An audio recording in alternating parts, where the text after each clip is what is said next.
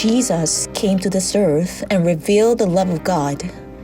Yet the Jewish religious leaders stood before him as rude, selfish, hypocritical, unkind, and without mercy.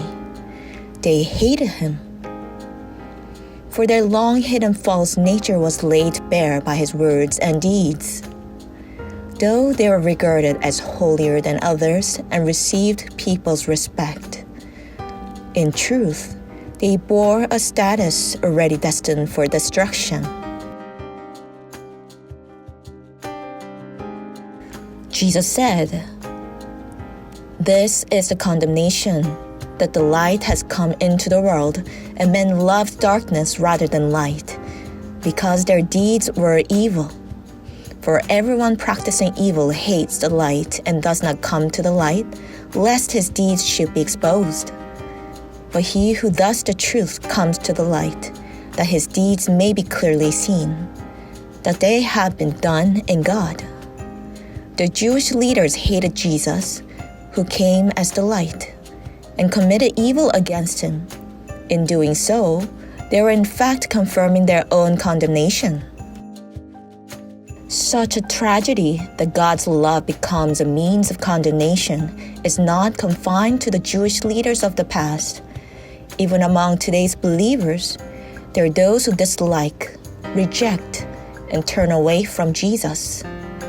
Of course, since he has already ascended into heaven, no one can treat him lightly.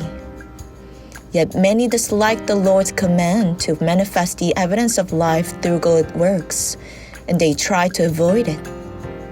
With their lips, they claim to be saved, but in reality, the traits of those destined for destruction are being revealed in them. Human beings, because of Adam's sin, were all sentenced to destruction. Yet through Jesus Christ, we have been transferred from death to life. Therefore, the Lord commands us to show the evidence of this life. For those who truly have life, they gladly obey his word and have no difficulty showing good works. But for those who have no life, such testimony feels burdensome and offensive, so they avoid the very discussion of good works. If a person has repented and found grace, they will bear the fruits of repentance in their daily life. Even if someone has been born again, the nature of a sinner still remains in their heart and actions. In fact, it would be more accurate to say that the nature of a sinner makes up 99%, while the change of status amounts to only 1%, and that 1% must overcome the 99%. In such a condition, if we fail to manifest the evidence of life, our status as those who have received life will exercise no spiritual power, but will instead be swallowed up by the old man. Good works cannot save us. Yet, those who are destined for destruction dislike the Lord's command to show what is good, and in the end, they make themselves drift further and further from what the Lord desires.